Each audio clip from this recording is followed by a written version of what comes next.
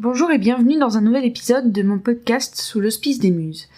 Je suis Céline de la Célinatech et vous êtes ici dans l'épisode 2 de mon journal de bord d'écriture de mon roman. Dans l'épisode 1, je vous faisais en fin d'épisode un super plan d'action sur ce que j'allais faire le lendemain de la session d'écriture. Je vous disais de me retrouver le lendemain, j'avais l'intention de poster mon podcast le jour même et de tourner le second le lendemain après avoir écrit du coup ce que je vous disais, d'écrire l'introduction et de remplir le tableau par rapport à mon avancée dans mon script que j'avais un peu de mal à faire.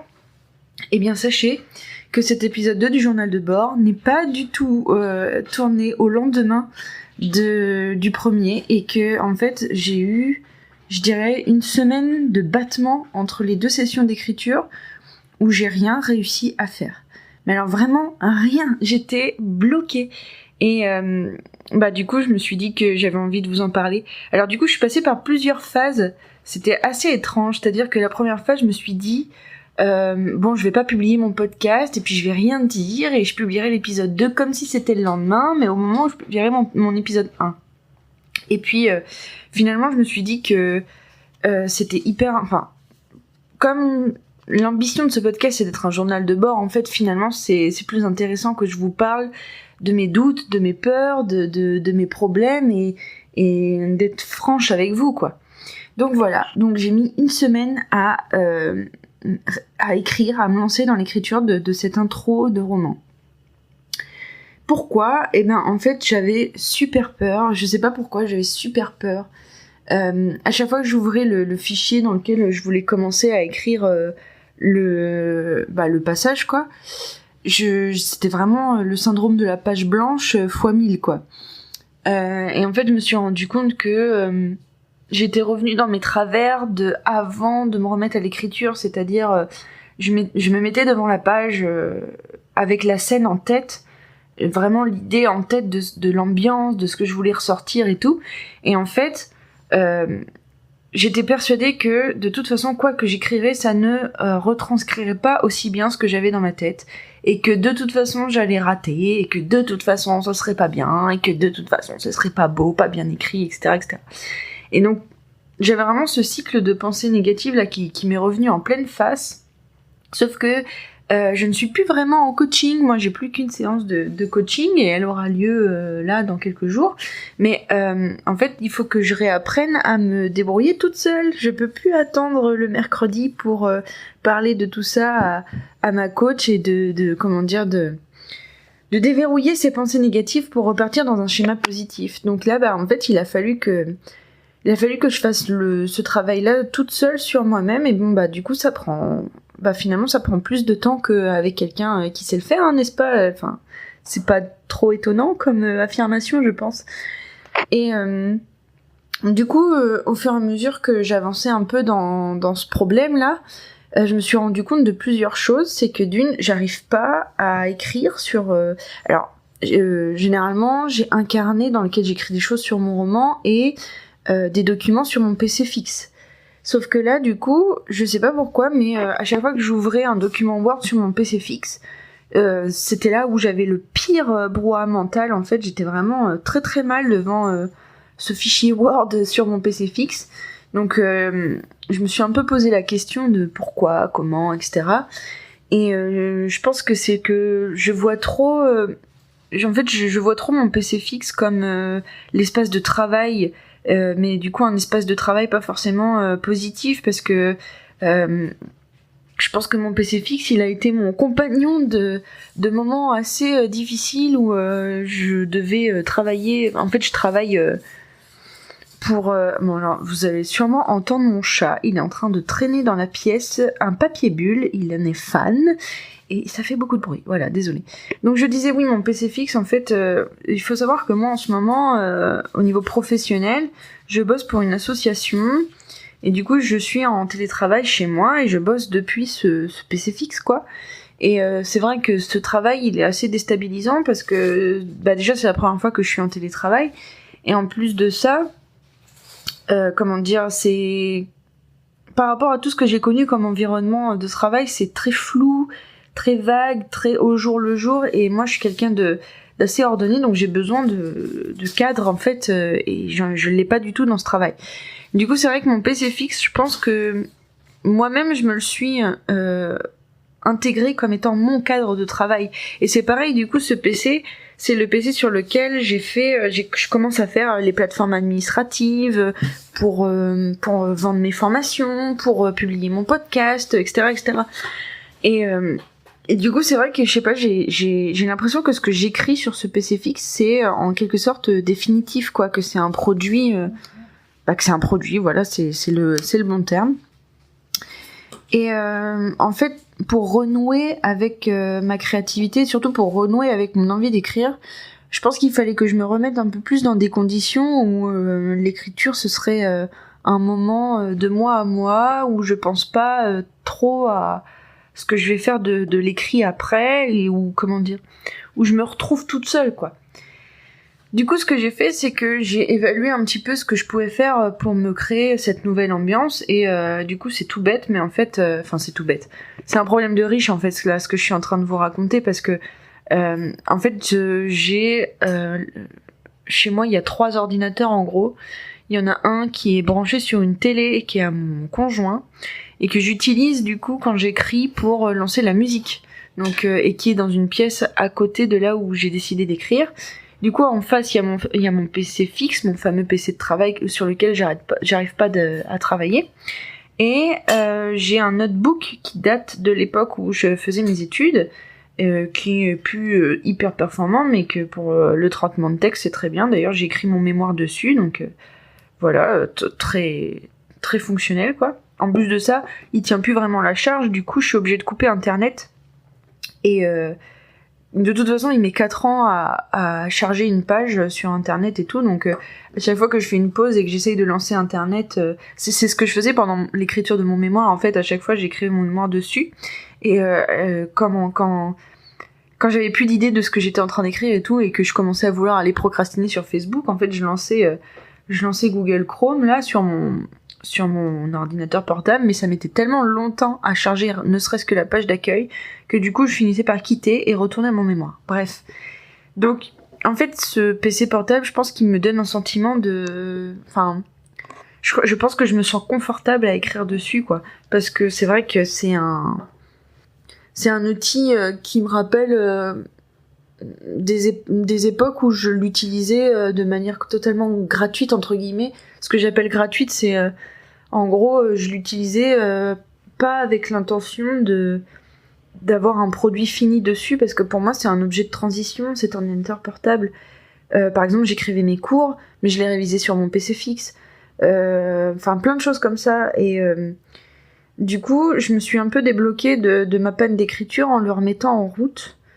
Et je me suis aussi débloquée en faisant... Alors, on dirait que c'est un placement de produit, là, ce que je vais vous dire, mais pas du tout. Mais en tout cas, j'ai commencé le stage de méditation guidée de l'application Seven Mind sur l'ikigai. Et j'avais lu un bouquin sur l'ikigai qui est sorti justement, que j'avais acheté à Nature et Découverte, comme ça, là. Et en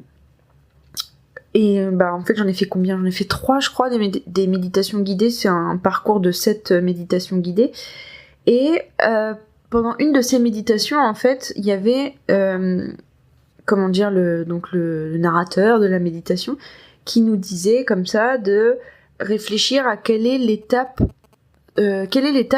qu'on sent qu'on a besoin de faire pour avancer dans la découverte de l'ikigai ou dans le passe-temps ou l'activité qui correspond à l'ikigai pour nous. Donc l'ikigai, c'est un peu alors, je me souviens pas de la définition exacte, mais l'ikigai, en gros, c'est la rencontre entre ce que vous aimez faire, ce qui va apporter quelque chose d'après vous, et ce pourquoi vous pouvez gagner de l'argent. Du coup, dans ce que vous aimez faire, il y a aussi l'idée de ce dont pourquoi vous êtes doué. Bref. Et... donc moi, évidemment, je pensais tout de suite à l'écriture, c'est c'est rigolo parce que du coup, depuis quelque temps, c'est devenu tellement clair pour moi que c'en était évident, mais bon, bref.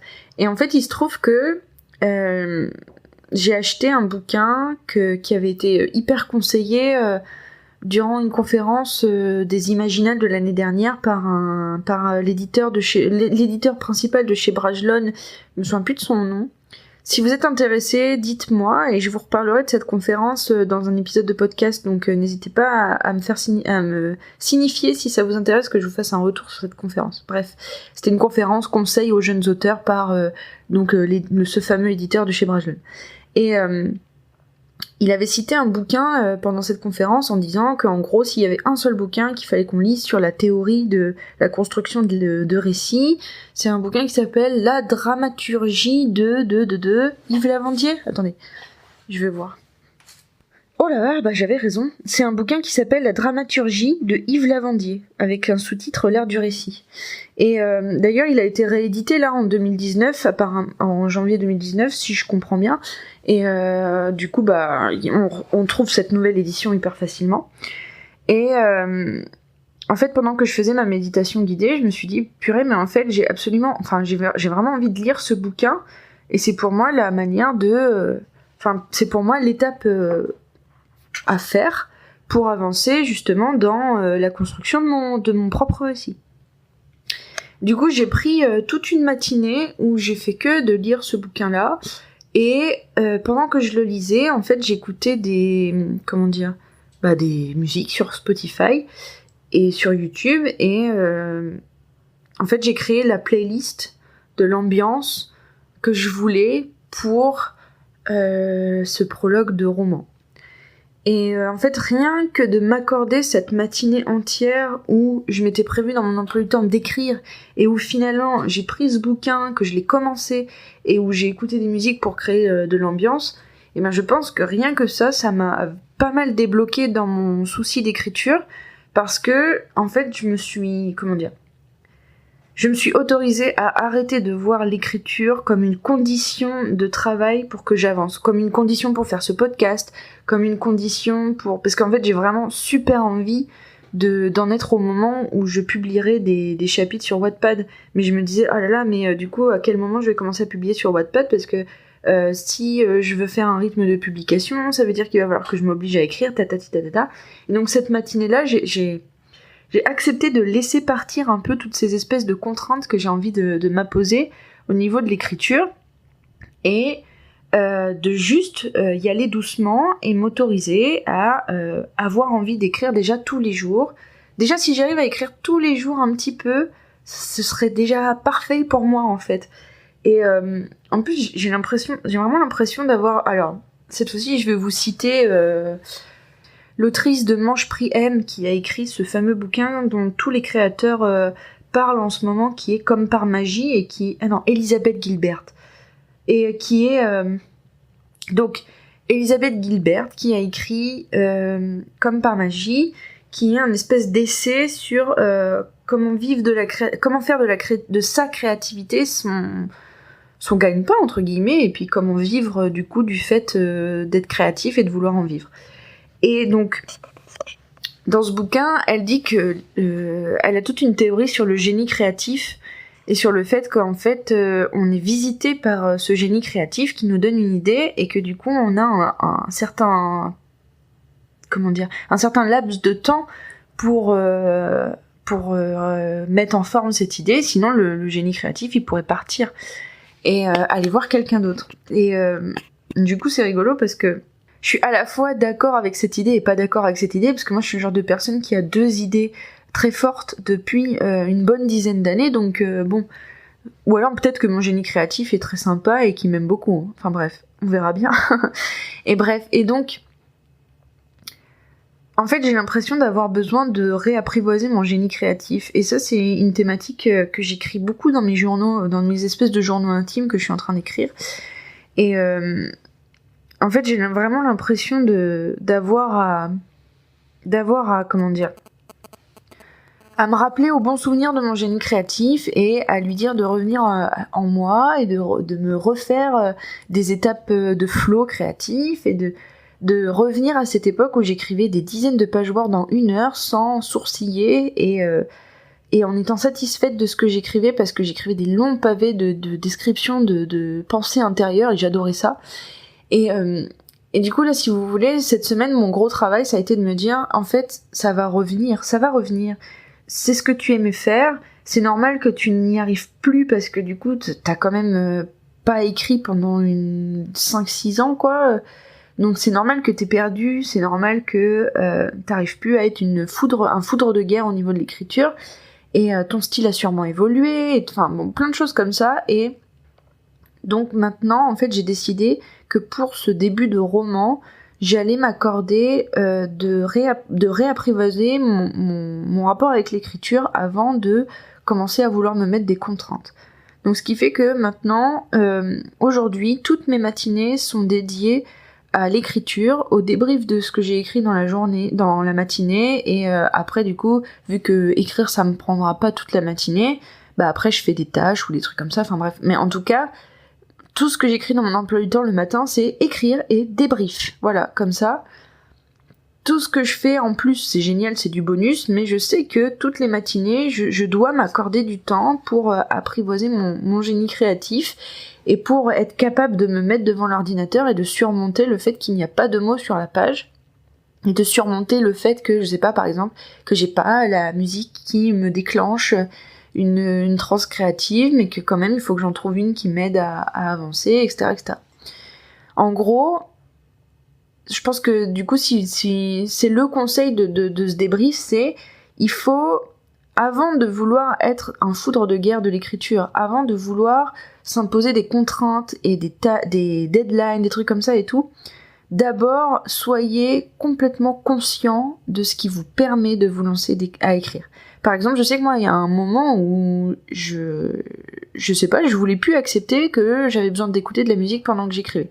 Donc j'ai arrêté d'écouter de la musique pendant que j'écrivais. Bah résultat, j'ai arrêté d'écrire.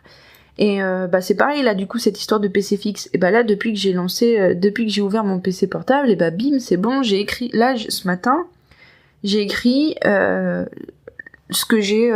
première scène du début du roman que j'ai vraiment très bien en tête. Bon, elle est pas bien écrite, hein. Elle est pas jolie.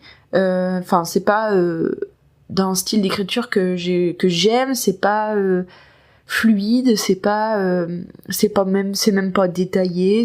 On dirait presque un storyboard, mais un tout petit peu plus rédigé.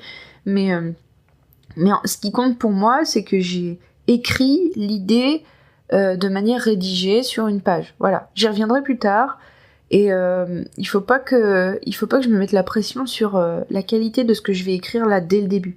Et ça, en plus, le pire, c'est que je sais pertinemment que quand j'aurai commencé à avancer dans le roman, il va y avoir un style qui va revenir, il va y avoir des habitudes d'écriture qui vont revenir, et le jour où je reviendrai sur ce prologue, j'aimerais pas, et c'est normal.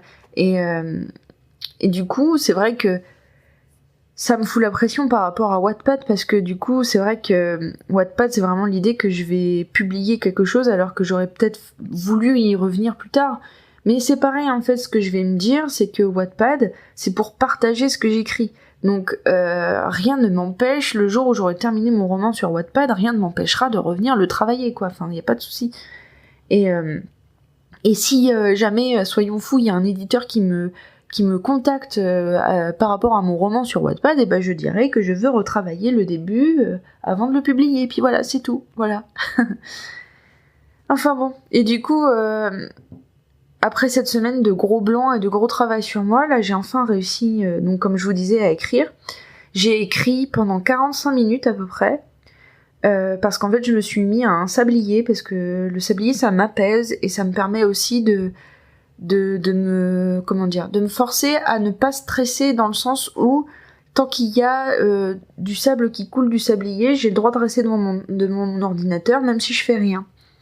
Donc j'avais mon sablier qui me fait beaucoup de bien franchement, et l'idée du sablier, je l'ai pris de la méthode d'écriture que Samantha Bailly propose, donc c'est le challenge sablier, je crois que ça s'appelle en plus, où pendant une semaine, en fait, tous les jours, on écrit un certain nombre de temps, et on fait évoluer ce temps au fur et à mesure de la semaine pour avoir une session d'écriture de 1 heure le dimanche. Et du coup, c'est vrai que le sablier, moi, ça marche vraiment bien sur moi parce que ça me déstresse à mort. Et donc, j'étais assise dans une autre pièce que là où je travaille d'habitude, avec mon ordinateur portable et tous mes carnets, avec l'ordinateur sur lequel j'avais lancé la playlist de musique, et du coup loin de tout ce qui me met la pression au niveau du travail, au niveau des tâches à faire, etc. etc. Donc voilà, je pense que j'ai tout débriefé ce que j'avais besoin de débriefer sur cette séance d'écriture. Je vous retrouve dans le prochain épisode du podcast quand j'aurai de nouveau écrit. Et d'ici là, portez-vous bien et j'espère que vous allez réussir à vous lancer dans de longues séances d'écriture. Allez, ciao!